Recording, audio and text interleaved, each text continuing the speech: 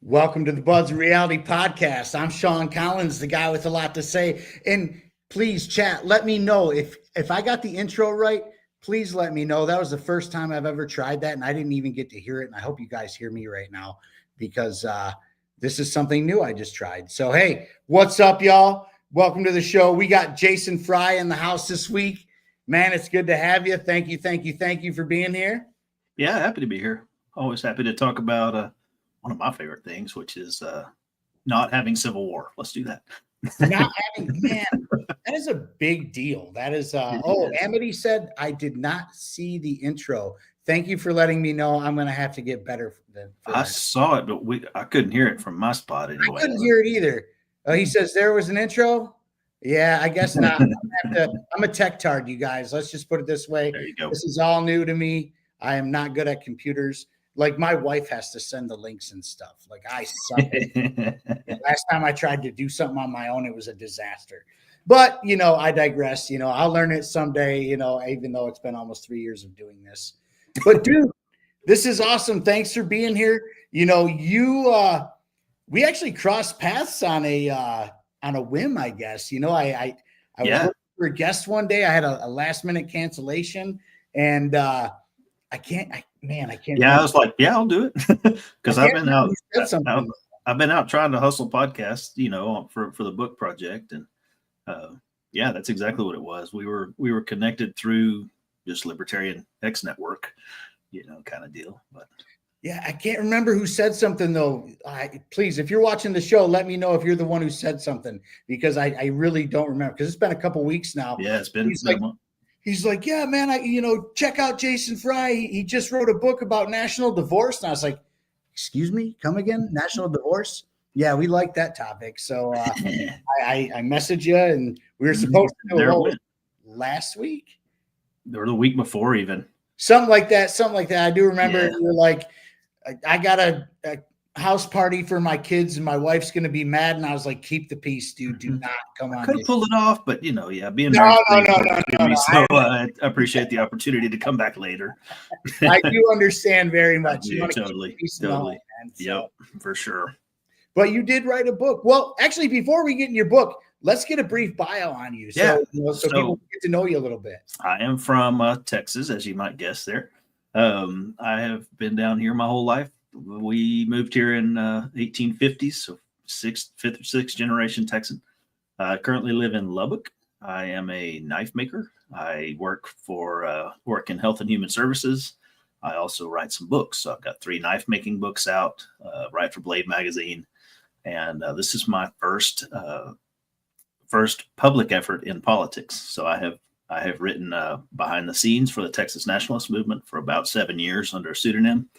And only in the last 4 months have I come out of the closet there as myself to be a political voice, even though I've advocated for Texas independence for a long time. So, are you allowed to say coming out the closet being in Texas? You might get jumped after this. Yeah, I know. It's part of why I like using that phrase because everybody's like, what? No, it's like, no, still married, been married 27 years, got a lot of kids. But no, my kids are a piece of why I wrote this book. So I have 2 grown men, 20 and 21, who are in the military. And then I have twin 7-year-olds. Oh, wow. So, yeah. Guess which ones were a surprise, you think? But with that, with grown sons in the forces and young sons who would be in whatever's next, right? It's really important to me that we not have a civil war right now. I mean, it would be literally my own children that would have to go clean that mess up. So that's part of what I wrote the book about. Oh, that's amazing, And so you did write a book called National Divorce, A Plan for Peace. Correct. And so, trying to see what my copy is. Here we go. Yes, let's show it. It looks like this. Yes, absolutely. And now, what was you kind of gave us your reasoning behind it, but, what made you just buckle down and just where it started. Yes. So got to do it. Like I said, I've been an advocate for Texas independence for a long time. There are reasons behind that. One of those would be when the Department of Justice came into my workplace and started scrutinizing my actual personal job writing. I write papers, but they came in magnifying glass, checked out all my work. And the people that they were trying to help, I get it. They needed help. Not knocking that. But the fact that the government of the most powerful country in the world was microanalyzing some random guy's paperwork in Texas, I thought that was a little bit overreach. And that's kind of what pushed me libertarian. That was 2008, 2009. I didn't find Texas independence stuff until about 2012, but that's where it started. What the hell did you write? Nothing. No. So I work in a huge system, and the DOJ came into our entire system. They've looked at thousands and thousands of people's worth of paperwork on this issue. That's just how it impacted my story. No, I didn't write anything. Nothing near as provocative as this book that I just put out. But no, so that's step one. Step two was Shelby Park. Do you know that story? So in January of last year, there was a park in Eagle Pass, Texas, where the migrants, the people were going across unchecked. It was a major crossing point. It was a public park. So there was like there was nobody saying, get off my lawn there, because it was semi-public property. The feds were using the boat ramp there and were letting everybody across. And the state of Texas did a little bit of legal research and figured out that, well, that's a public park, but it's not federal jurisdiction exactly. So what happened was the Texas State Guard put up fences and gates and locked them, and locked the feds out of the park. Incidentally, it also locked the migrants from coming through the other side of the park. So 2 birds, 1 stone. The feds got a little grumpy about that. A little bit of saber rattling. That one actually didn't go to lawsuit like the buoys and stuff, because we were right, clearly, this time. But what it looked like to me was you've got Texans lined up on one side, Americans lined up on the other side. Everybody's got guns, right? And I don't think nobody there intended to escalate. Praise the Lord. Good, right? But I felt like we were one bad guy in the bushes away from Lexington and Concord. Like, I don't think anybody there intends to escalate. But we could escalate anyway, right? And so that's the immediate why. It's like, I don't want this thing to go accidentally someplace without somebody being in the rhetorical space saying, hey, let's make a deal. Let's figure this out before it gets there. So that was the impetus for me to start writing in February. And the book published last week, August. So hustled it out. Wow, man. You really got that done pretty quick. Like I said, this is my 4th book. So I've written some, been to graduate school a few times. I can write. It's okay. I write in my day job. But also I used some of my other material from previous anonymous writings. And then I just hammered it out. I mean, instead of sitting and watching Netflix in the evening, you just sit and put down your thoughts on whatever's next. Before you know it, you got a whole book. Well, I like to say I would write a book someday, but I can't do it. I can't concentrate enough. Right. Like, it's hard enough for me to even read a book, let alone to write a book. And I love to read. Dude, my personal library is actually ridiculous. But, but I really have to buckle down and do it. Like right now, I'm reading Provoked by Scott Horton. And I've seen that one around. That's like 3 books crammed into one, isn't it? I'm through 50 pages right now, and I feel like I read a whole book already. Yeah. But there's so much information to all that stuff, but that's not why we're here. But dude, when it comes to national divorce, that seems crazy to a lot of people. It does, and I don't understand why. Because here's the idea, right? You know this if you've talked about national divorce before. So sometimes when 2 people get married, they stop getting along and decide to not be married anymore. Right? Okay. Now, one important thing about national divorce is that there is no national marriage, right? So my wife and I decided this is the one for me. And we stood up in front of our friends and family and our God and said, yes, this one's mine. I'm sticking with this one. When did you do that with the United States? Right. Never happened. So there is, number one, there is no national marriage. This is a metaphor.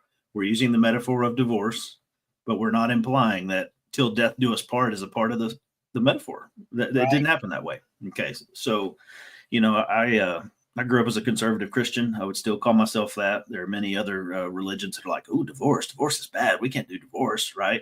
I was going to Right. ask you I about agree because a divorce is breaking that vow that you made to your spouse. I didn't make that vow to the United States. This metaphor is different than that, right? So that's how I reconcile that as a conservative that thinks divorce is terrible. How can I then advocate for it? Because it's a metaphor, right? Right. So that. But as a metaphor, I like it for several reasons. Number one, we all kind of get it, right? Even those of us who are not in favor of breaking up marriages have had friends or family whose marriages have broken up. I mean, everybody has seen it, regardless of where you're from or what your values are. We all know what that looks like in some way or another. Number two, there's this expectation that divorces sometimes go yucky, right? Very few times does it be like, man, I think we'll just split. All right, cool, peace. All right, see ya, and everything is smooth. It happens sometimes, but not always. But largely, the folks don't kill each other. Right? There is this expectation that if you break the law and it escalate to violence, or you steal the other person's stuff, or you kill or maim or something otherwise, that escalates beyond divorce. Get it? Oh yeah, definitely. That's why I love this metaphor, because we do absolutely need to break up, and everybody, exactly, Legacy Zach, the federal government has an army now because of the first divorce. That's exactly right. That's terrible. That is not the way that humanity should work. Nobody expects a divorce to end in the death of one of the partners. Again, that's why I like the metaphor. So let me chase that. Go ahead. Now, I did some research on you. Yeah. You are a man of God. And try. Who knows? You're involved with the church and stuff like that. Mm-hmm. What does the church say about this? I gotta know. Yeah. Because we like we just said, a national divorce sounds crazy for some. It does. So what is the church saying? But let me back up one notch. The church is really huge, right? I mean, I believe that the Church of Christ in particular is your church, the body of believers everywhere, all whatever. But my particular church, a couple of my ministers on our staff, I go to a pretty big church, Church of Christ. So there are not a ton of large churches of Christ, for one, but that's where I go. It's mostly a Southern thing. But several of the ministers on our church staff have read my book and given me compliments on it. Here, let me tell you what Church of Christ background is, though, and I go into this some of the book. There's a guy named David Lipscomb, famous Church of Christ guy, back in the late Civil War era, post Civil War, and so he saw the country rip itself apart. Right? He said he voted for secession because it was the best chance for peace. I like that. Right? But his take after all of that was that when Christians try to use the power of government. All right, Amity, we're old buddies. So when Christians try to use the power of government, it corrupts both the government and the power of Christ, right? You shouldn't cross the streams, to use Ghostbusters, right? Those two things, they're opposed to each other. If Satan says, I'll give you all the kingdoms of the world, was that a real temptation if they weren't his to give? Right? So the power of politics and the power of religion are, to me, independent of each other, right? I can advocate for this independent of my values. But the next question I had to ask as an old school Church of Christ guy was, well, what's the Bible say about this? Right? I have to check. I can't advocate for something that's against my fundamental beliefs. So there's a chapter in there, chapter 19, I believe. It's called A Special Chapter for the Christians. So I dive into some biblical references about breakups. So couple of them that are easy to explain. One, Abram and Lot. So before he was Abraham, he had his nephew, and they had lots and lots of sheep and goats. And the two herds groups were fighting over, no, that's my grass. No, that's my grass. There was too many eaters and not enough resources. And so Abram and Lot got together, and Abraham said, hey, you pick one way and I'll go the other. You pick first, but we'll separate so that we can keep the peace. And Lot, of course, picked the green, beautiful-looking country over towards Sodom and Gomorrah, and Abram ended up going the other direction. Right? We Some of you probably know how that story turned out. Lot's whole region gets smoked, and eventually he made the wrong choice. But Abram still bailed him out, by the way. Abram still abdicated with God after this split to save Lot, right? So again, I like that example. Hey, there's not enough grass to go around. What if we divide peacefully? But they're still friends enough where he advocates for him later. That's in the Bible. Okay, I can deal with that. The other example that I like the best is when Israel and Judah split. So there was one nation of Israel under Saul and David and Solomon. And then Solomon's son Rehoboam became king of part, and another guy named Jeroboam became king of the other part. Don't want to talk through that story too much, but I will say it this way. God told the usurper that he was going to end up with part of the kingdom. Okay. So God works with the rebels in that particular case. God also intervened and prevented the establishment from using violence against the rebels. So from the beginning of that story, God says, hey, we're going to break this thing up. You ready? And then when it broke up, God says, no, you can't fight over it. Right? I would love to see that outcome. Right? Who knows if you and I are even part of that, of somebody early on saying, this could be a good thing. Right? And there's no expectation for me that it has to end violently. And I found that, in the Bible.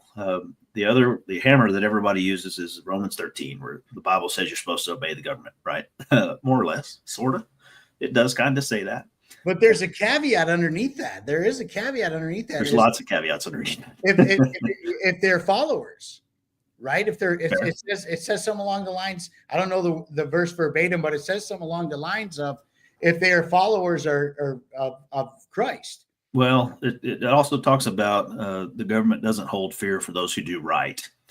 Okay, it talks about give honor to whom honor is due, and revenue to whom revenue is due, and taxes to whom taxes are due. Okay, which means, can you withhold honor? Quite easily, right? Can you withhold taxes? Probably so, right? But I think the point of Romans 13 is that if you do the opposite of what the government asks you to, as a Christian or not, you face earthly consequences. They may come get you. And so you have to decide in your own conscience, because of consciences in there as a phrase, you have to decide if you're willing to take the risk. I think that's what Paul's saying, is the government can come get you for not following their rules, not that it's a Christian obligation to follow those rules. That's my take. There are smarter people than me that led me to that position.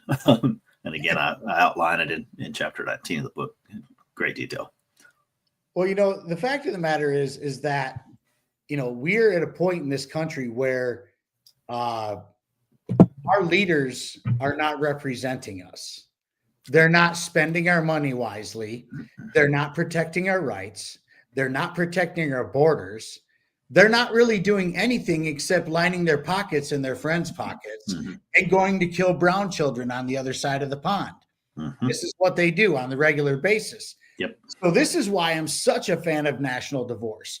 And you could literally, you can talk about state secession, but you could also like break it down all the way to your local township. Like here, I'm in Detroit, Michigan.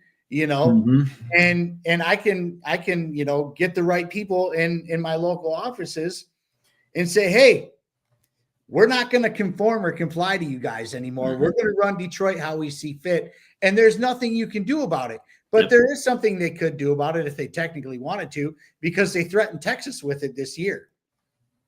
When Abbott tried to, get the borders tightened up or whatever, pretty much Biden threatened the military against Abbott. Yeah. Maybe. I mean, Biden has gone on record at least 5 times saying that if you want to fight the government, you don't need AR-15s, you need F-15s and probably nukes, right? So he is definitely one to threaten the use of major force. I say talk to Afghanistan and Vietnam then about that, if that's right.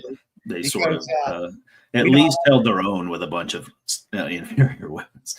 But my point in that is that to go back to what you said, it has not been in my lifetime. I was listening to the one you were talking about war today, just trying to get to know you a little. Okay. And you said something about, that you're born in 1977. Was that you, or is that I was born in 80. I'm an 80 guy, yeah. So I'm a 77 guy, and my brother's an 80 guy, right? So we're right there in that generation. Has it been in your entire lifetime that we have had a president who worked in our own interests? I don't remember one. I don't remember Reagan because I was a tiny kid. But, Bush, number one, got us in a war.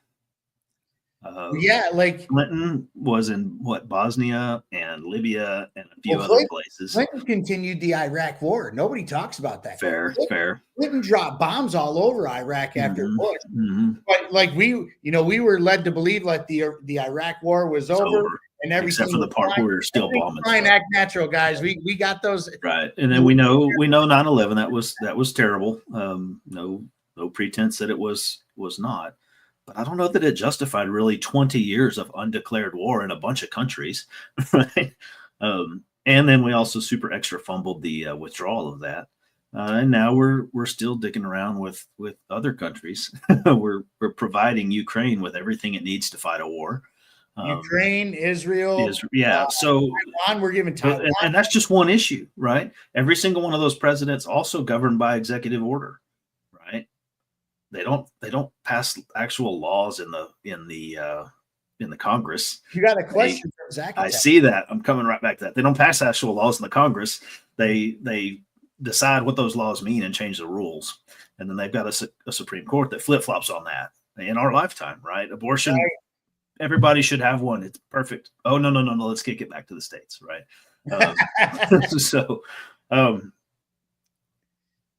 What are my thoughts on leaving the country entirely and finding another place where you can be treated best? So I talk about self-sorting in the book. Y'all guys maybe are familiar with the Free State Project. I know you've interviewed a few New Hampshire people. Yeah, I like that idea because the way that their government is structured is kind of goofy. We're like me and 7 neighbors are a whole congressional district or something, right? No, it's I think they have about 4,000 people per state rep, and so kind of like you were talking about Detroit. If you can get a coalition in there, you can really move the needle over there, right? That I like that, but for me, it's more about let's not move to Liechtenstein and take it over, or Luxembourg. It's more about let's find people we agree with. Let's make a deal with those guys, right? I mean, yes. I am content to be in West Texas. I'm honestly content to struggle with Austin, who is a liberal mess, or struggle with Houston, who is an inner city junk pile, right? But because those are still my people, like they're close. I've been there. I know those guys. Right. I would not, I wouldn't expect that you and I would agree on some political things. That's fine. Culturally, we're probably quite different if you're from Detroit area. Right. Right. So I don't care if you hang out with people like you. Right. That's the key to the whole thing for me. I actually grew up in rural Michigan, like where I grew up, was very different from Detroit. Yeah. And then I moved out to the city and it was 5 years ago when we moved out here. Almost 6 years ago now, actually.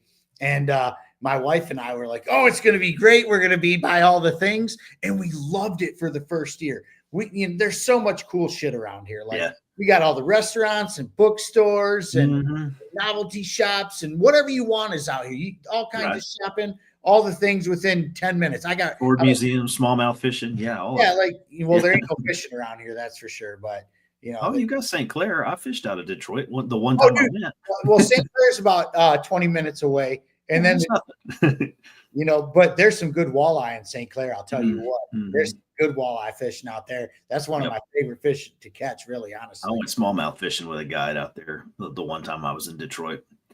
Nice. Nice. Good times. But anyway, all that to say, all of us have the right to find a place that suits us. I think most of us can probably find that locally, like without having to move and take over Mexico or Argentina, right? And some people would disagree with this, but I say segregation is only wrong when it's forced. Okay, so it's wrong to force all the brown kids to go to one particular school in the crappy place. I get that. That's not right. it's wrong to force them. It's wrong to say you can't come eat in my restaurant because of the color of your skin, right? That's wrong. But what's not wrong is to have a primarily ethnic based church or social club, or right. So segregation is only wrong when it's enforced.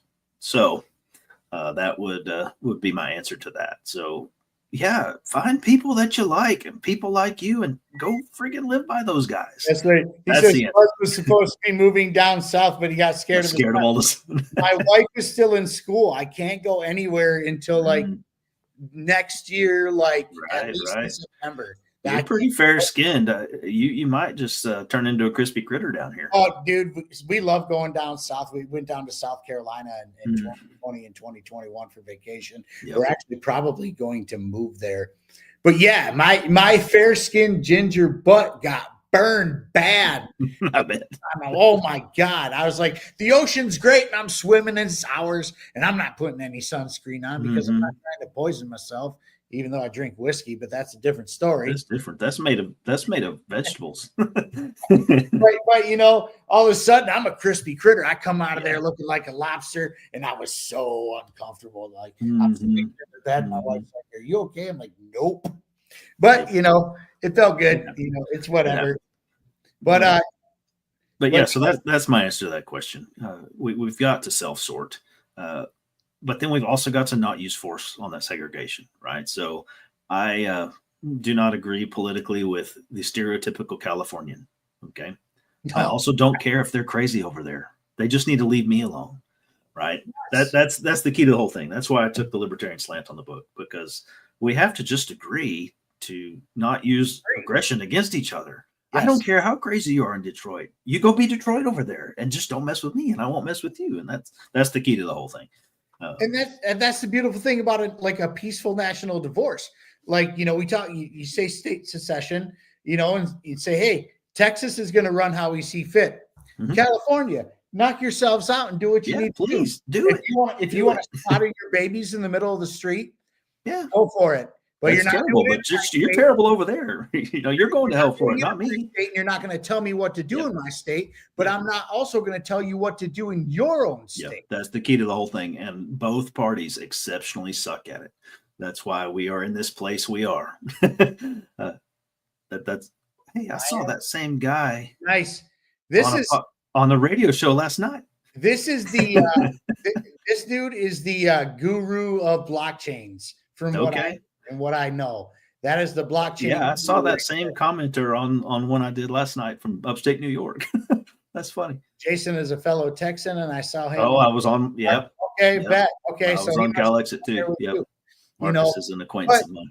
The whole thing about national divorce and state secession is there's one thing that a lot of people leave out when it comes to secession. And I've called Texas out on this a lot because Texas is always like, hey, we're going to be the first to secede from the union, and we're going to leave this stuff and we're going to do our thing. And then I believe, was it 2021 or 2022 when you got hammered with the ice storm? It was 21, I believe. Yeah. And at that point, Texas was pretty much shut down. Like for a little while. Yep. And Abbott was begging for government for federal. Well, as long as it exists, in that scenario, we were fortunate in Lubbock that we did not go without power, but I had a couple of tanks of propane and some firewood, and I was ready. I actually, this is how redneck I am. I got a couple of master's degrees, but I'm fluent in other languages as well. Like I was butchering pigs during the opening salvo of that cold front. So it's blowing in mist and 25 degrees, and I'm out there cutting up pigs in my backyard. And we actually froze the pork on the trampoline. It's like, oh, it's only 10 degrees out here. Like, why would I put this in the freezer and use electricity? So I froze my pork on the trampoline. So again, that's part of my answer is, leaving left to our own devices, we would take care of ourselves. Yeah, if there's somebody to help, we'll ask. But on our own, we would help. Number two, for that one, yeah, fair. Number two, part of the reason we broke down was because the solar and wind underperformed in that scenario when they're covered with ice. Never saw that coming, right? But why do we have so much solar and wind? Federal subsidies. We are Right. covered up in freaking natural gas, and we cannot build natural gas plants because, whatever, right? So we instead go with these other things that the government prefers that are unreliable. So, to me, 5 years, 2 years after after exit, we're using natural gas, and that never happens again. I say, when it comes to that in the national divorce, when it comes to Texas or any other state, that's threatening to leave the union or whatever, I say that you need to make sure your economy is on point, your infrastructure is on point. Yep. Because you can't be the guy who's saying we're going to leave the union and then asking the union for money to bail you out. Yeah. Well, let's talk about the money. Let's talk about the money. Yes. Everybody's worried about that. I'm surprised you haven't gotten to the Social Security question already, because that's everybody's first question almost all the time. What about this money? Question, Jason. I do make it to San Antonio rarely. I do remember the Alamo, and I try to stop by once in a while, but I don't make it down there that often. So lost my train of thought. I remembered the Alamo. What was I talking about? Talking about money. We were talking about money. Yeah, Social Security. So, number one, where does federal money come from? Assuming that the answer is not they just printed out of thin air, which is also true. But where does federal money come from? It comes from taxpayers who are citizens of states, right? Right. So, in theory, aside from all the printing, all the federal money came from me and you. So, if I kept it, it's the same money. Get it? Right? So some states pay more than they receive, and some states receive more than they pay. True. Yes. Okay, cool. Good luck finding accurate statistics on that. They're intentionally obfuscated, buried, impossible to find, because nobody wants you to be able to measure that. Right? Right. But there's really only three possibilities. One, you pay more. Two, it's about the same. Or three, you get more. That's only possibilities there are. Right? Doesn't matter what the numbers are. And so if you're paying more than you're receiving, when you leave, you get to keep more of your money. That one's easy, right? If it's the same, then it's the same. If it's less, then you may have some issues. You're going to have to cut some funding somehow. But why would you want to leave if everything was rolling awesome, right? Could I cut a percentage of my budget simply by not blowing up other countries on the other side of the world? Probably. Right. Or funding gender studies in Pakistan, or how quail have sex when they're on cocaine, or that's a real thing. I cited that in the book. NIH funded that study. Oh my God. But I tell people all the time, like, the Democrats who are like, we need national health care, universal health care. I'm like, well, United States foreign policy is the reason you don't have universal health care. Exactly. You know what I'm saying? Yeah. But also, sure. Since you brought up spending and such like that, and taxation, we're at a point in this country now where our taxes don't even touch the interest. They don't even cover the government. They don't cover anything. Nowhere close. They don't cover interest. Like, our taxes are pretty much useless at this point, which is another reason why they keep printing money out of thin air. Yep, but in the long run, it devalues our dollar, and that's enough. Yep. Like, wow. It makes all this inflation that they which is another reason we need a national divorce. Bingo. Like, right. We can go back to sound money. Not only like rational spending.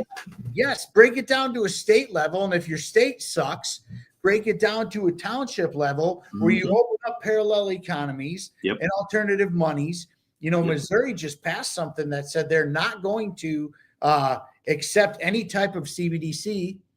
They're not doing it. They're not playing that game, but they're also going to start allowing gold and silver or precious metals as currency. Gold Telegraph reported that. And I'm like, damn, dude. Nice. Like, okay, let's go. Texas authorized its own gold depository a few years back. And so we have made requests. I don't know the extent to which it has happened, but we've said, give us our share back out of Fort Knox. We've got a place to keep it. And then they've also encouraged, Texans to use that as the place to keep your gold. But yeah, we're preparing for some other sort of currency, even if it's informal. We're building infrastructure every day to be independent later.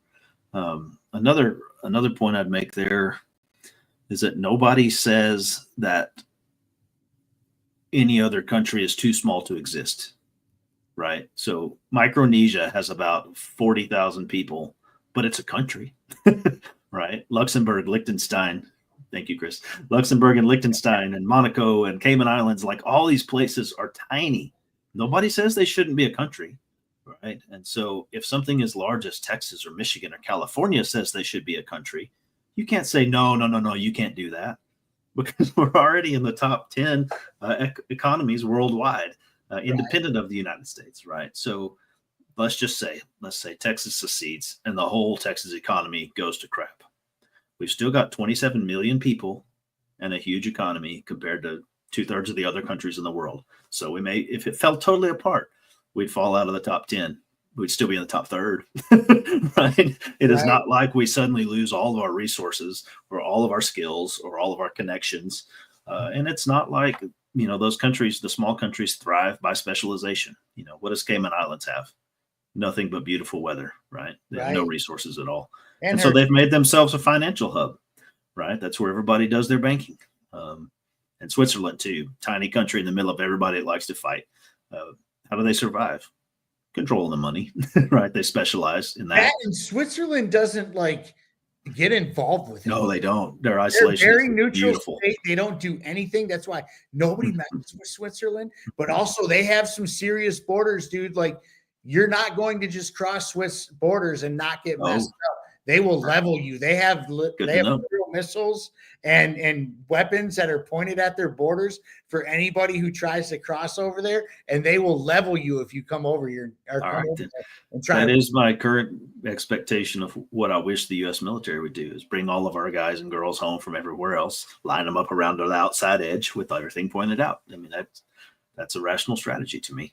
Well, I mean, if we're talking national divorce, so if you don't even need to do anything like that with the military, you could literally sell that land at the border to anybody who wants to buy it, and they can defend it as they see fit. They could hire a private security company, or they could just have people out there on their own, or they could let them through, right?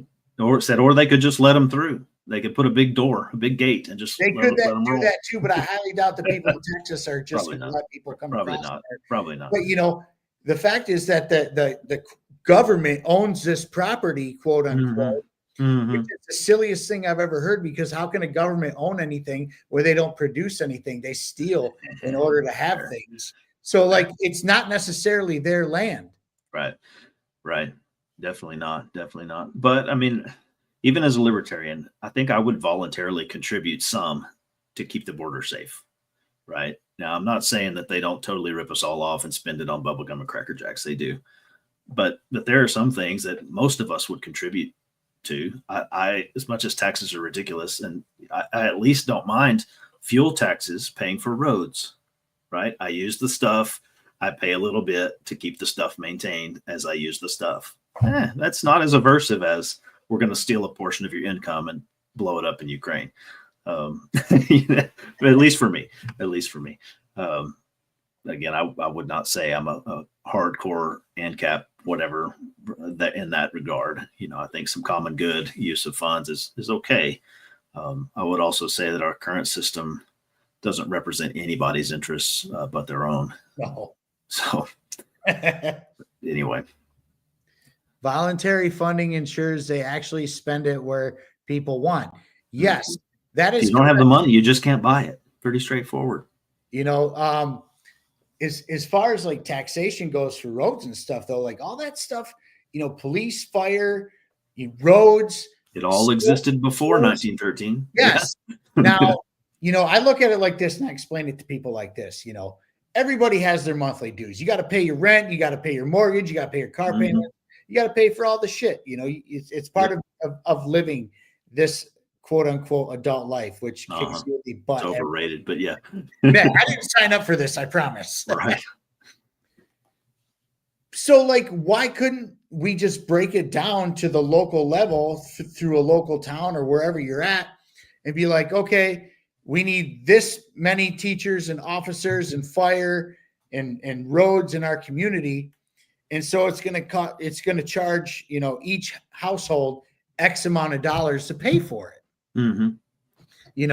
And some people are better off than others and stuff like that. So there's certain ways that you can get through that. And one is through voluntary charities. Yeah. And people will be like, oh my God, well, people aren't that gracious or whatever. Well, not anymore, because the government's been training us not to do that. But it's really not true. My buddy Derek Wills wrote a book called The Fertility Solution. Yep, I know Derek.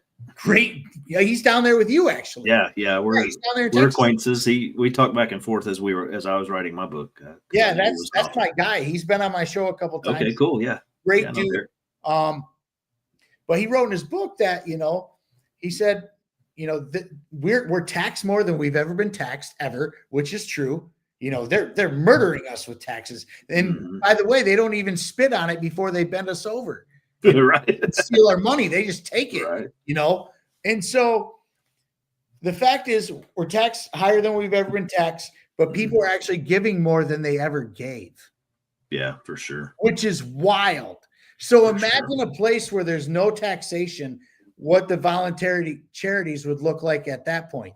It would be amazing. And you could also pay for this stuff by state lotteries. Yeah. They said that was going to solve school finance in Texas. Didn't do it because they didn't spend the money on what they said they were. They never did. In Michigan, the same shit in Michigan. Hey, the state lottery goes to the schools. Well, Detroit schools are atrocious. Most inner city schools are atrocious. So obviously the money isn't going where it's supposed to, but you could literally have a scratch off called My Roads. Yeah. It would go right to the road. Exactly. It would. My road scratch off. Boom. I would buy one of those. And then you could also, business like Walmart and stuff. Let Walmart pay for the roads. Yeah. All these people say these businesses don't pay taxes. That's bullshit. Businesses pay taxes, and they pay way more taxes than any of us do. And I bet you $1 million that they would be more than glad to help pay for a little bit of roads. Build some infrastructure instead of giving away a percentage. Yeah, for sure. Yeah. For sure. Yeah. So what I was looking up, I don't know if y'all could see me paying attention to something else over here. So Sid Miller, do y'all know Sid Miller? He's the agriculture commissioner of Texas. And he said on X just yesterday, we shouldn't be paying for this much government, but at least we don't get all the government we pay for. Right? They steal so freaking much money. I'm glad in some ways they suck at their job because we don't want that much government either. Somebody said something about, I just saw a comment pop about Texas independence and Daniel, and it popped off and on. Oh, yes. Yes, definitely. Good friend of mine. He's talking about Daniel Miller of the Texas Nationalist Movement, who for 20 some odd years has worked rather tirelessly, although I know he gets plenty tired, promoting Texas independence. He actually wrote the foreword to my book. Nice. Again, I would call him a friend of mine. We talk all the time. So it can be done. Let me talk about Daniel a little. In one other area. So 20 years ago, 2003 or 2005, when Daniel decided to start the Texas Nationalist Movement. Okay. Everybody thought that was the craziest idea ever. Okay.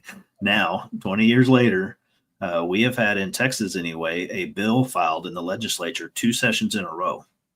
This particular session that's fixing to start, we had 10 or 11 state reps elected who have signed a pledge to file the bill.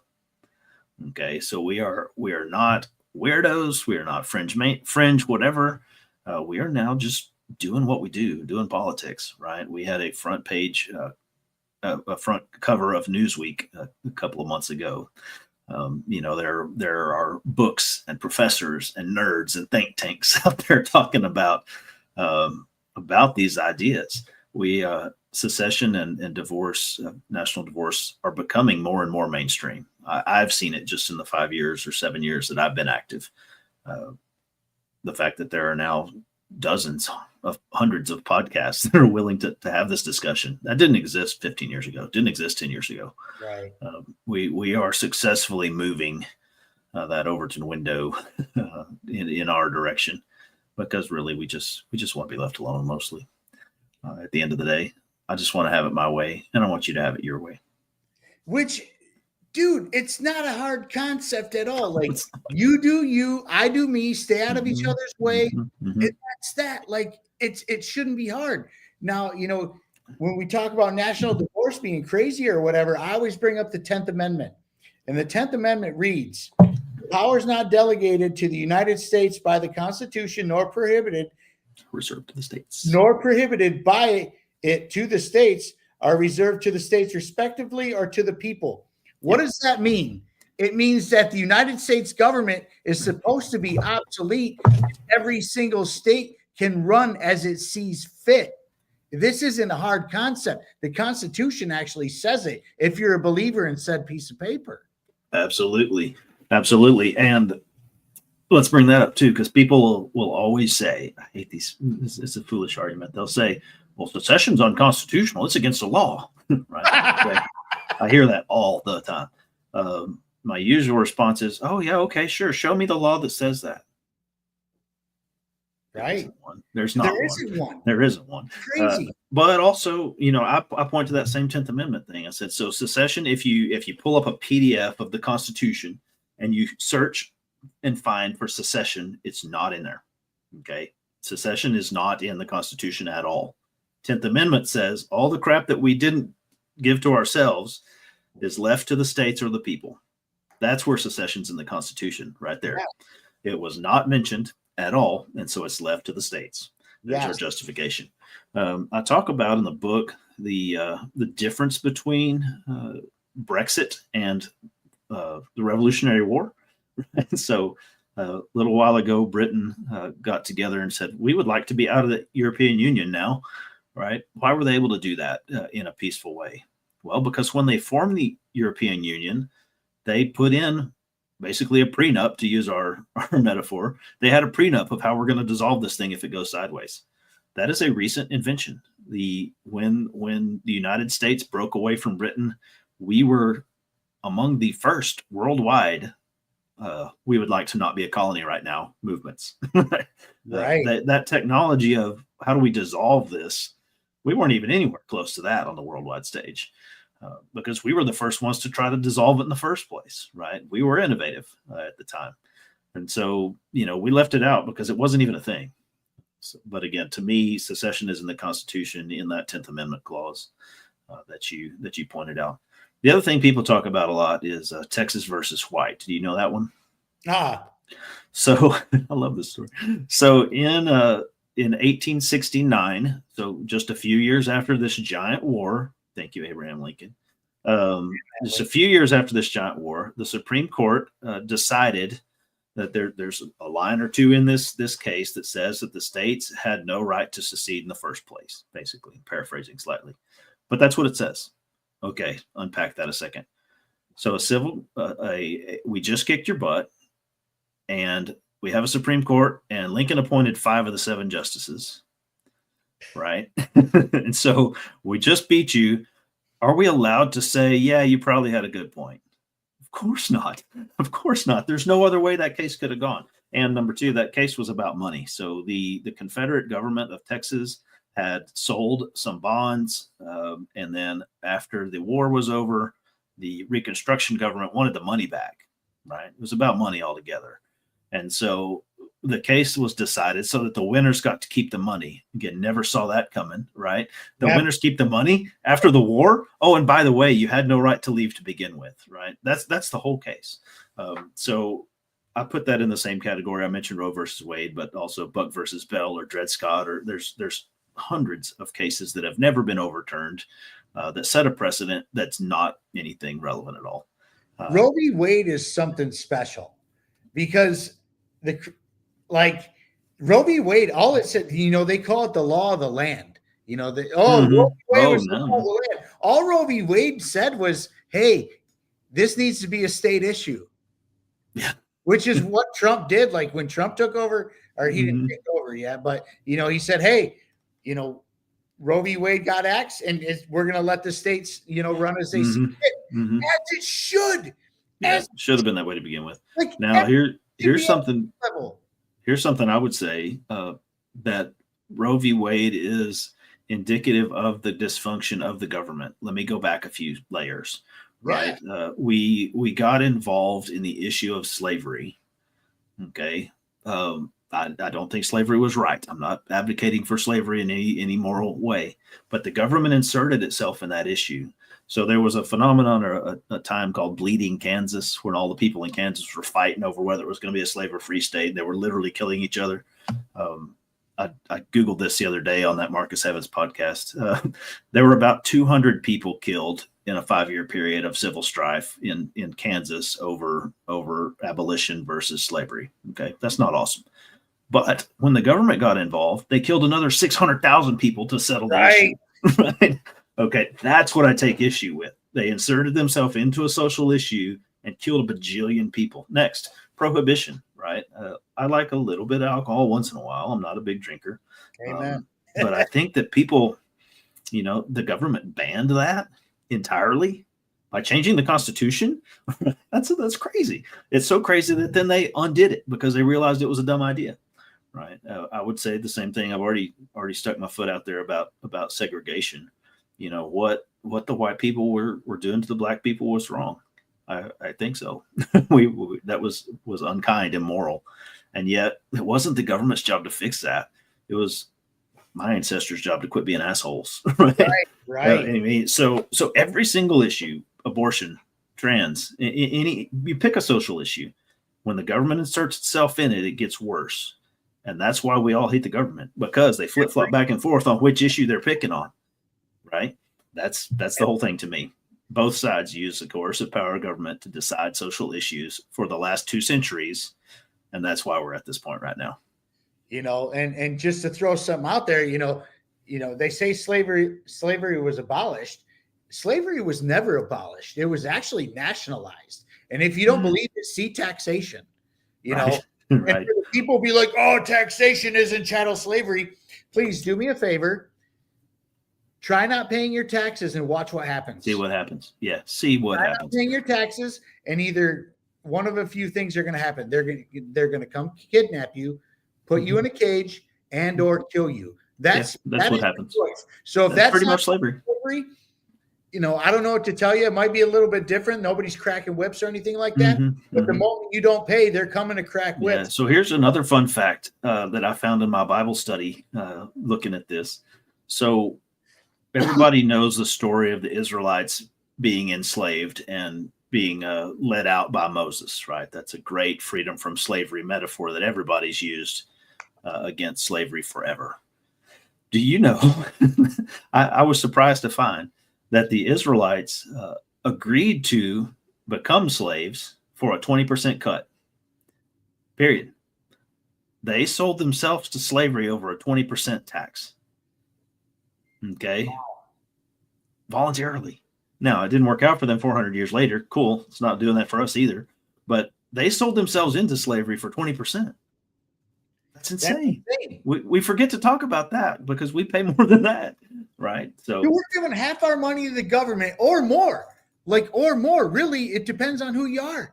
But you're literally, and some people say, well, federal income tax is 30%, but then you add your FICA, your state, your property tax, your sales tax, your gas tax, your food tax, you're taking a shit tax. Yes, you get taxed on pooping, guys. You got to pay for toilet paper and you got to pay for water. And pay for sewer service. And again, I don't mind paying somebody to take my poop away. That's fine. Voluntarily. But the fact of the matter is we are, and Americans hate hearing this, but we're slaves to the federal government at this point. In many ways. And it's sad. Most people don't see it, and I try to be nice about it when I say it, because you can't just be like, hey, do you know you're a slave, dude? And people be like, what? What's wrong with you, dude? What's your problem?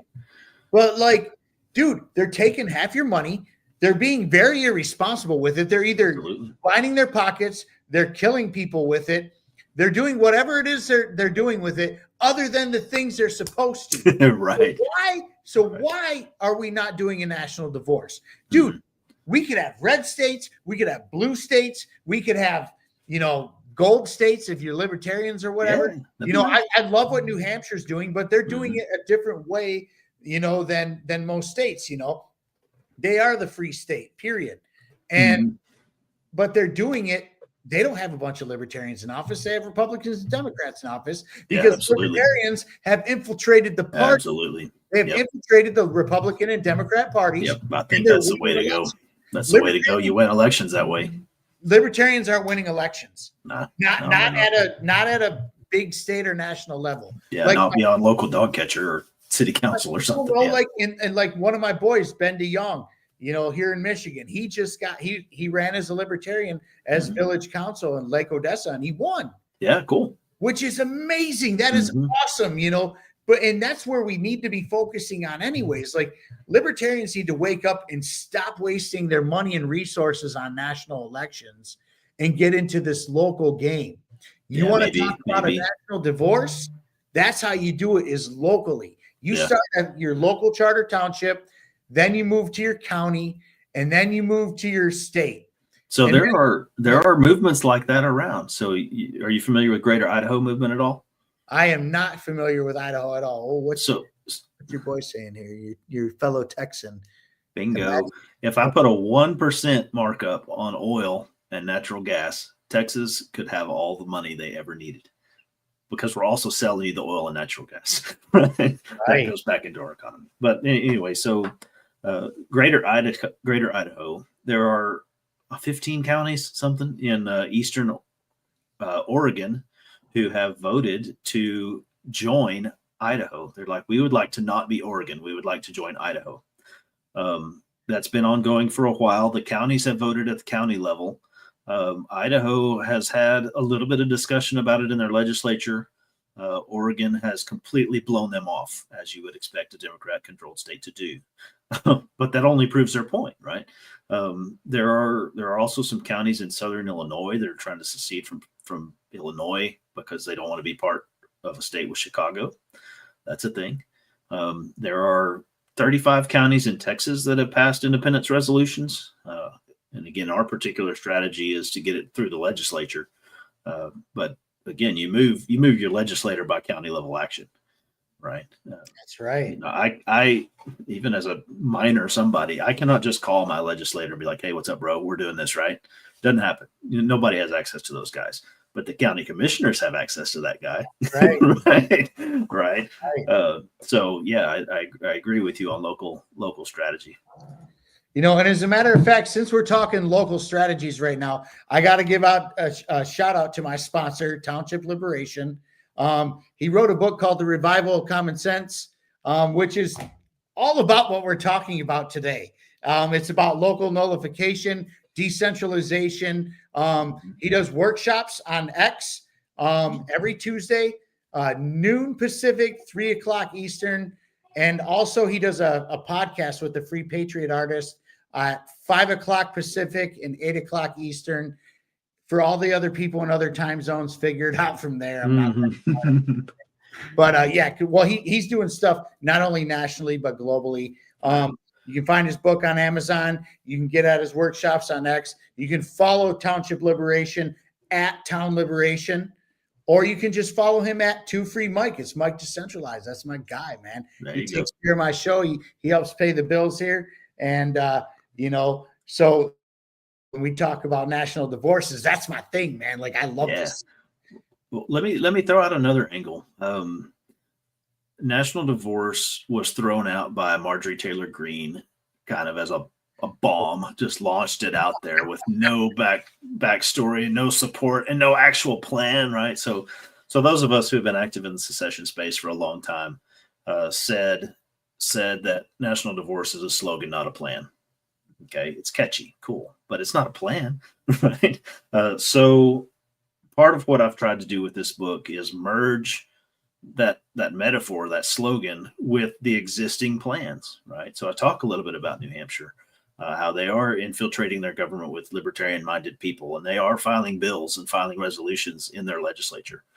Talk about Texas, again, where we're doing the same thing. We've got county-level people. We've got actually Sid Miller that I mentioned has signed our pledge. We've got we had a candidate endorsed by Donald Trump who had signed our pledge.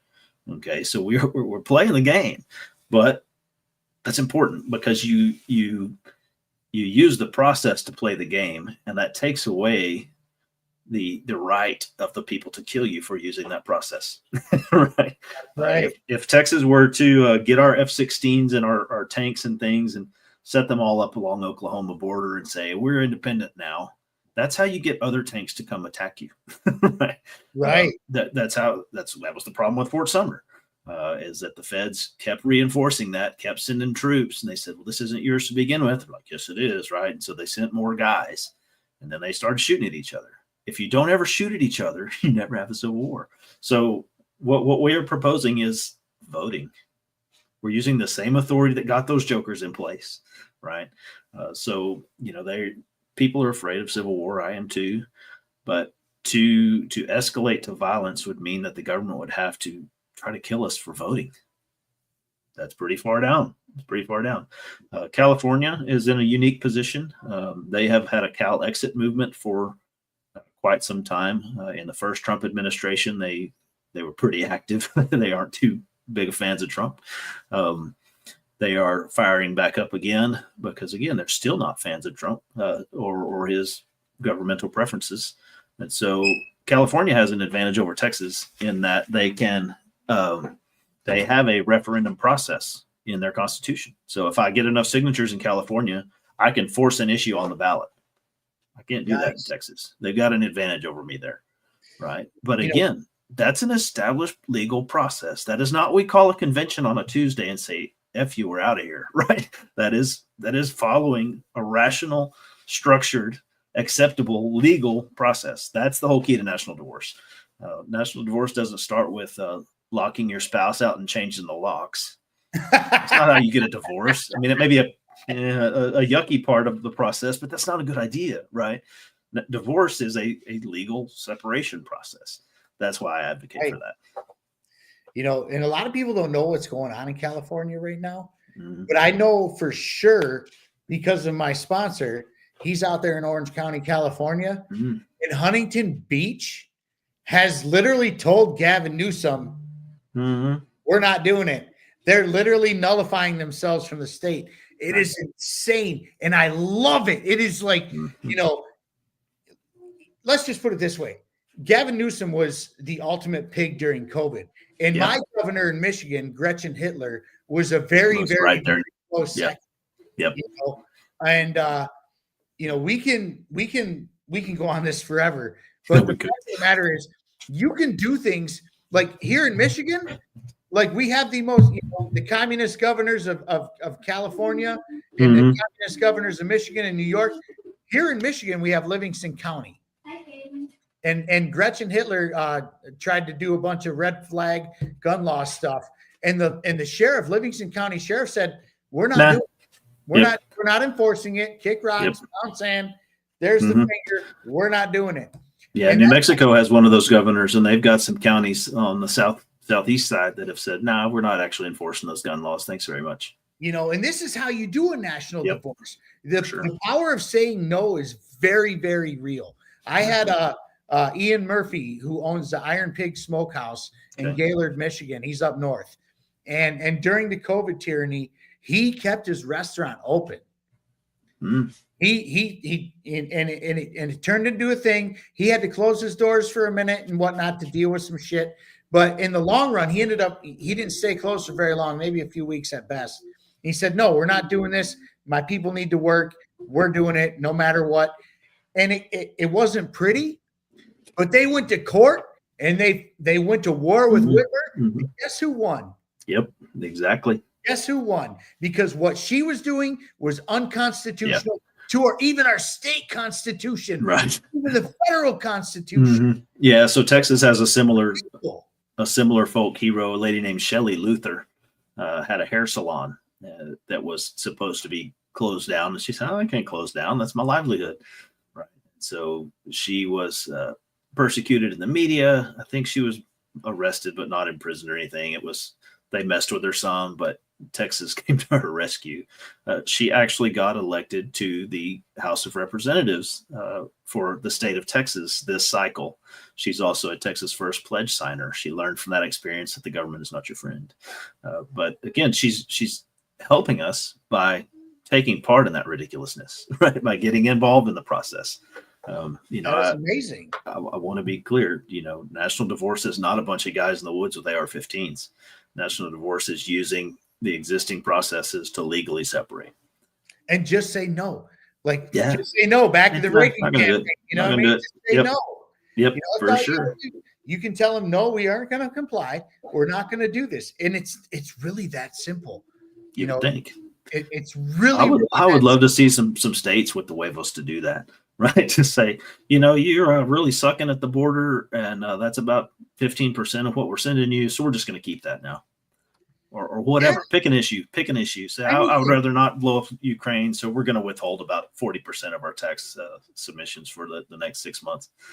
Just see what happens. Just say no. I'm with you. Yes, and there's nothing wrong. A lot of people get pissed off about the whole. We can't divide the United States. We're the United States of America. Are we?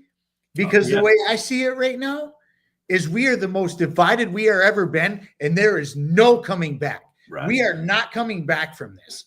I agree. Like I said with this election, we were never voting our way out of this. A lot of people are so excited about Trump winning. No. Look at what he's filled his cabinet with. It's a bunch of Israel first neocon cucks. Yeah. That's what he's done. So how is this going to be better? We were never voting our way out of this, which is exactly why we need a national divorce. Run your states as you see fit. And if you don't like what your state is doing, you run your townships or your cities or your counties as you see fit. So the idea that a whole continent would be one country is an American phenomenon. Okay. There is no other whole continent, I guess, unless you count Australia, whatever the heck it is, right? But the idea that the United States would dominate this huge piece of land, right? That's modern. That's not even normal. That's not how humanity is run for its whole existence, right? So to say that we must stay that way, we must use this globalized giant thing, right? No, that's new. That's modern. That's not even how humanity really works. No. Nobody says Liechtenstein can't exist. Nobody says even Congo or Sudan, like someplace that is a disaster. Nobody says they have no right to self-determination. Sudan that got $700 million of our taxpayer money during COVID. Which is why they're still fighting wars. Gender studies, dude. That's why they're still fighting wars, is because we're sending them money because they suck at their day job. But all that to say, they have a right to suck at their day job in their neighborhood. Yes. Right. But you talk about that in the United States. Oh no, you got to stay together. No, you don't. No, you don't. That's irrational. You can have your guns. You can kill your babies. Mm-hmm. You can have, complete freedom. You can have complete tyranny. Knock yourselves out. Yeah, please. California as you see fit. And the only thing that keeps us together is the threat of force. Yes. Seriously. The idea that they will blow us up if we try to leave. That's the same argument that, your wife tried to leave, so you beat her, and you say, if you ever try to leave again, I'm going to kill you this time. Well, that's not any good. That's not a relationship you want to be in, right? That is a perfect analogy. Terrible. So that's where we are with the feds, right? Another point I make in the book, let me see, I lost my train of thought. I'm all over the place. National divorce. Not fighting. It's a must. How do you break up? Oh, that's it. Okay, so don't beat your wife. Yeah, so many secession advocates start with the idea of we should divide. That's step one, right? I don't start my book there. This is not a book advocating that we should. Okay, my book says we are divided already, right? Look at any voting map. We are divided already. Do any polling on any social issue. We are divided already. If this were a marriage, we would be sleeping in separate bedrooms and running separate bank accounts already. We are held in the house by force already. Yes. Right? So what I argue is not we should break this thing up. I'm arguing it's already broken up. So we should dissolve it peacefully. There's my argument. There doesn't even have to be any shootouts or anything. Not a single one. We go our way. Not a single one. That is a wrap. And if you want to, if we need to do some trade and bartering between states, absolutely, we should. That's just fine. Yeah. I will trade California some chip technology for some fossil fuels or beef or something. Is we can all get along just fine because we all have stuff the other ones don't have. Yes. And you could even break it up into territories for trade and barter. Sure Like, could. you know what I mean? Certain areas are better at growing certain crops than others. So they should grow that. And They grow shouldn't have. that. They And then, shouldn't have what we have now, where the government pays them to grow and not to grow certain things. yes, they put all kinds of fucking poison in it. Oh, so true. That's which is another great reason whole nother thing to secede from the union is because you can have fresh crops that aren't full of poison and Monsanto bullshit that that is just putting cancer into our lives. Yep. And that's a whole other podcast. That's a whole other podcast about why are we all fat and autistic now? Yeah. Well, like, seriously, if you really want to like start a national divorce without like getting all the people in your local community like in office, because it can't happen right now. There's only so many elections. Make black and gray markets great. And by, I'm not saying go out there and buy weapons in the black market, do whatever you want, but I'm not saying that. But yeah, just non-comply. Make a deal that works for you with somebody else that wants the same deal. The farmers move on market, with your business. Absolutely. The farmers market is a black market. Absolutely. It's cash. Or you can trade. Yep. You can give them cash. You can give them gold, silver. You can give Bitcoin, with shitcoin, whatever you want. Trade apples for oranges or whatever the crap I have. I can trade it for something else. I do that all the time. Trade venison for a haircut. You can be like, hey man, I need my haircut. Here's a little bit of venison. Whatever you need. I mean, I don't have any hair left these days. Right.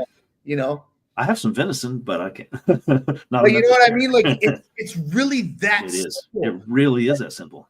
And that's why I tell people all the time, make black markets great, make gray markets great.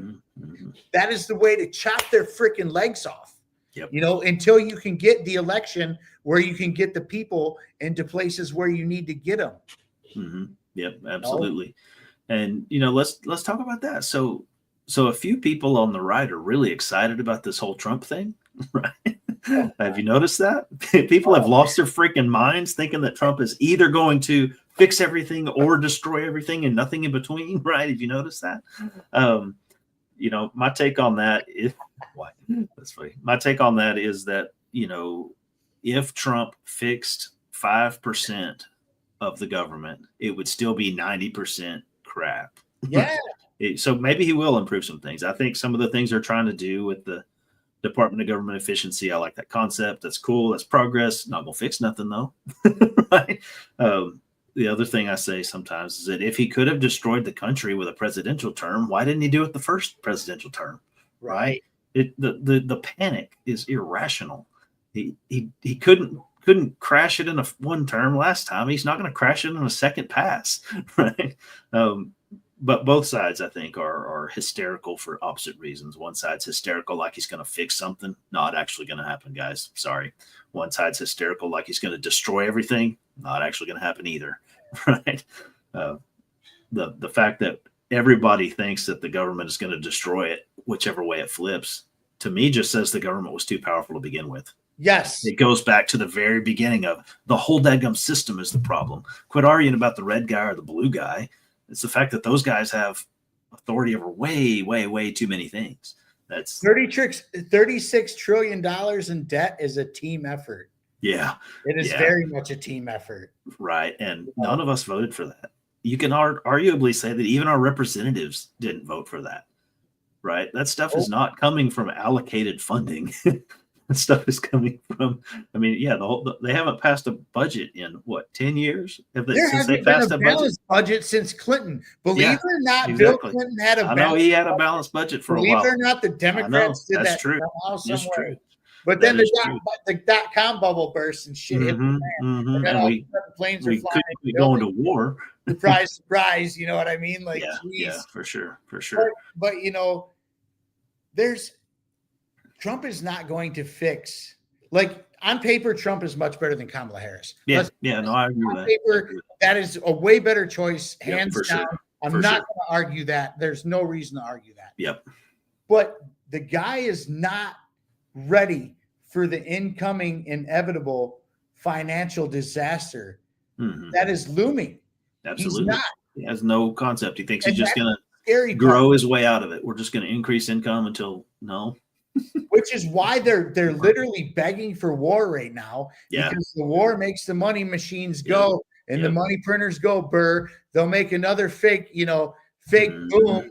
But then, dude, look what happened during the Bush era with all the war spending and all the, the printing of money, which was a way different time, even 20 some years ago. It was quite a bit different. But gas prices were $4 a gallon or better wherever you were. Yep. Inflation was through the roof. What do you think's going to happen if we go to war again? I mean, all of a sudden building materials go. I'm in the trades. I'm in. I paint houses for a living, and back then I was roofing houses. Oh yeah. And so I remember getting 1/2-inch OSB for like $3 or $5 a sheet, 4x8 sheet. Wow. And what's it, 30 now? 40? And during the war of Iraq, Afghanistan, they were $30 back then. And they were saying, oh, it's all the war's fault. I don't see him fighting a lot of wars with chipboards. You know what I'm saying? Like, why would the war's fault? Yeah. And I'm like, well, and then I grew up and I learned some shit, and I'm like, no, it's because they're printing infinite money, devaluing our dollar. Yep, for sure. And this is where we're at. Yep. Which is, again, reason number 732 that I would like my state to separate from that. Yes. Please, national divorce, please. So let's talk about defense, though. People talk about that a lot when they want to talk about this subject. Well, if Texas secedes, like, Mexico's just going to like take it over, or China's just going to like kick our ass again or something, right? You got a national guard. That gets tossed around some. The amount of military that it takes to defend is minuscule compared to the amount of military that it takes to blow up the other side of the world, right?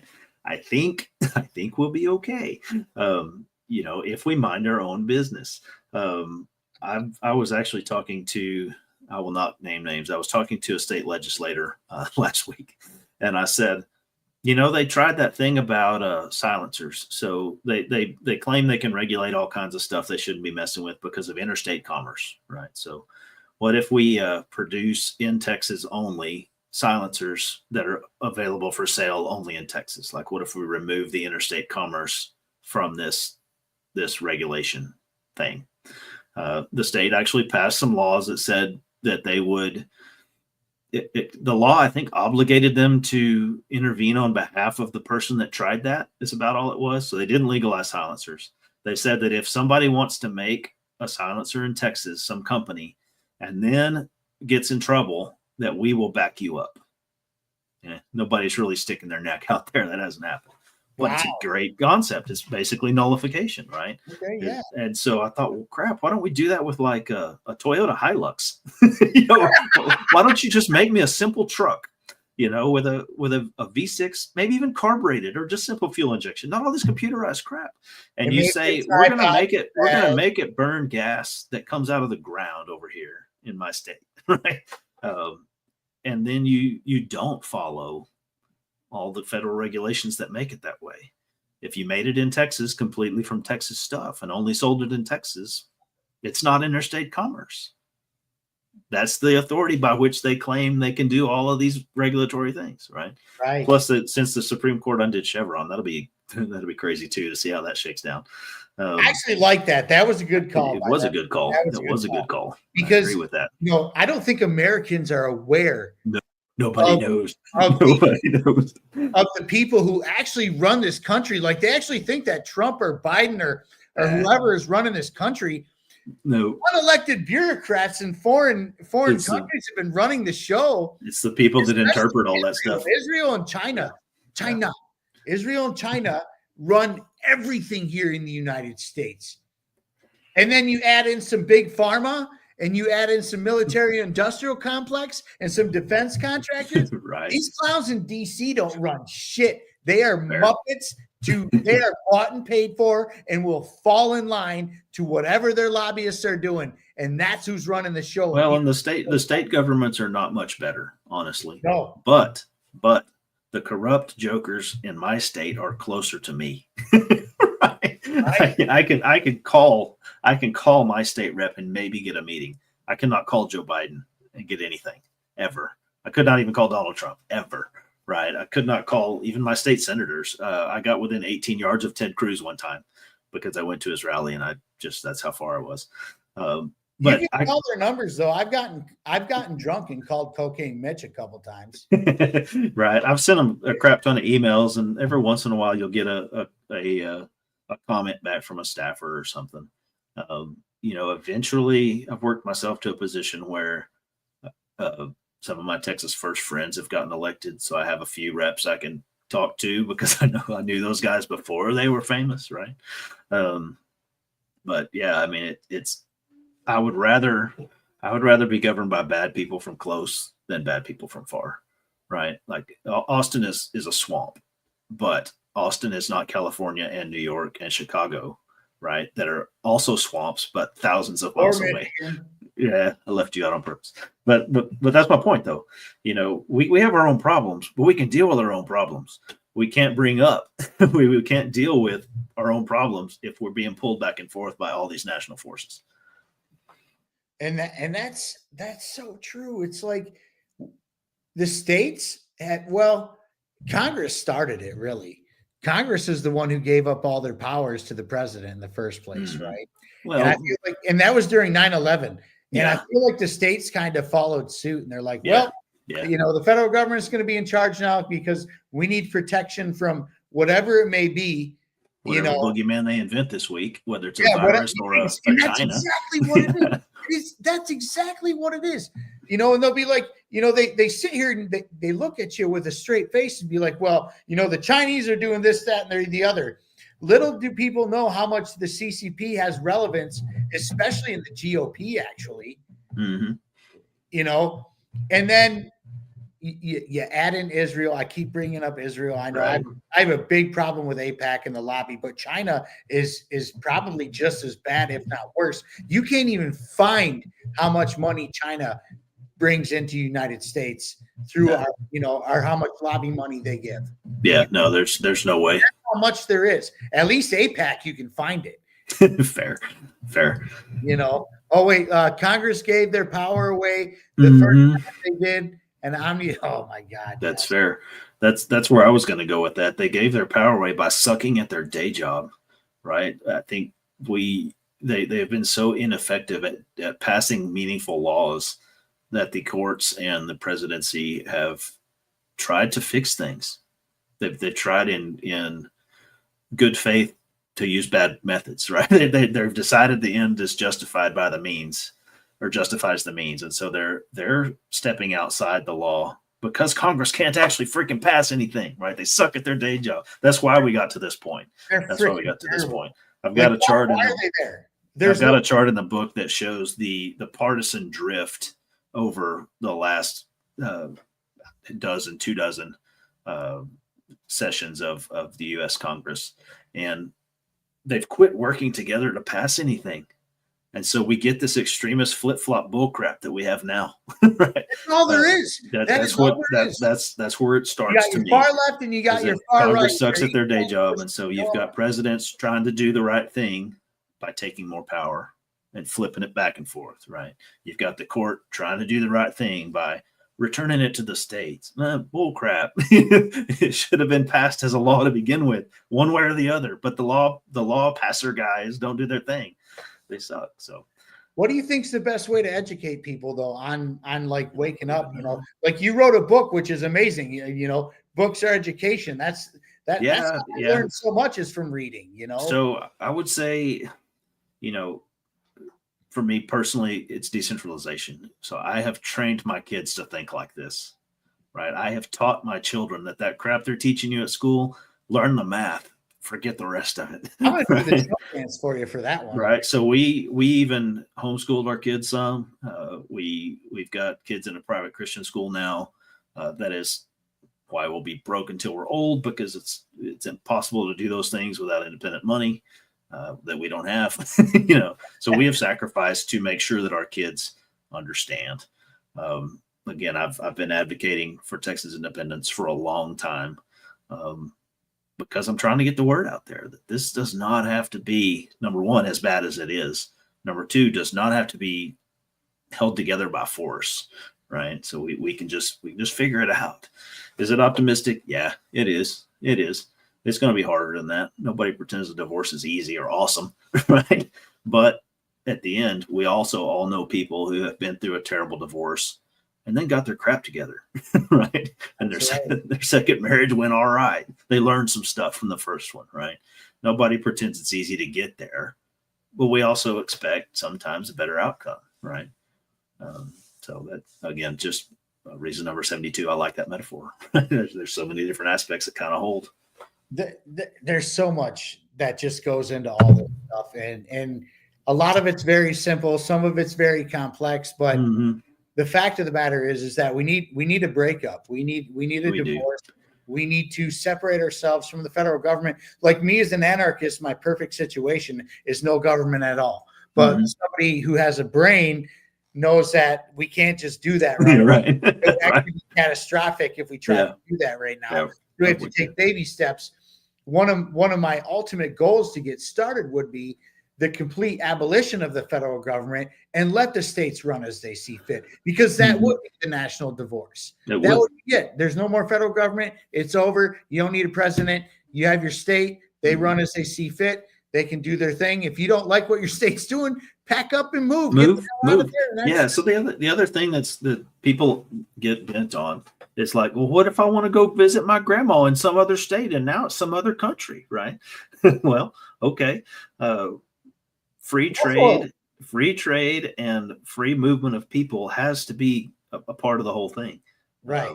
It is only irrational enforcement of borders that causes problems. Now, we also are exceptionally irrational, giving away way too much free stuff at our border. Those are separate issues to me. Okay. But we should have freedom of movement, right? And it should be based on your ability to contribute to the place you move to, right? Can you afford to go there? Can you buy some services? Can you provide some value? Right. That's our problem with our border right now, is that we're giving stuff away to people that are not coming to provide value. They're not coming to provide services. Bless them. They're trying to make a better life for themselves. They have that's the same self-determination I want, right? They're just exploiting our government's weakness in doing that. But I say it all the time. You cut the checks. You stop sending. You stop printing checks and writing money to people. That border issue is way away. I don't necessarily say it goes away, but it does change. Way different than what we got going on right now. And I'm not necessarily a closed borders guy. Yeah, I'm not necessarily an open borders guy either. Because as a white person who's here in America, let's be honest here. Your ancestors were a bunch of border jumpers. They were. So, but they all came through mostly Ellis Island, which Ellis Island was great. They did a quick check and said, "Hey, let's see. You got any? Are you wanted anywhere? Are you a bad guy? Are you a good guy? Boom. If you make the cut, boom, you're here. Yeah. If you don't make the cut, sorry, you're going back. I don't believe in holding people in cages at the border. Like, hey, if you don't come here, send them packing. Get the hell out. Okay. Yep. There's no reason to have families in cages. Yeah, it's like if you knock on my door and I let you in and then I decide you need to go out, right? I don't lock you in my freaking closet. I let you go back out the door where you came from. Yeah, exactly. Also, if you climb in my window, I will probably shoot you. Yes, right? exactly. Come to the door, knock, negotiate. Let's ask. I might invite you in, right? But again, that's my take on the border: is that we need broad doors, we need well-defined doors, and we need to close the windows. Right. Yeah, that's my take. Nobody's saying just close it up, but there has to be a check. There has to be some process. Right now, there's no process. Are you a good guy or a bad guy? Yep. I believe personally, as an anarchist, peaceful people should be able to move freely. Yeah, that is just the way it goes. You know. So if I thought Texas was terrible and I wanted to move to Michigan, I would just do it. Right. Some made up line down on a river. If I'm from El Salvador, my life sucks. Maybe I'll try to move someplace else. I get that. I respect that. Again, our government has totally fumbled the way they're handling that.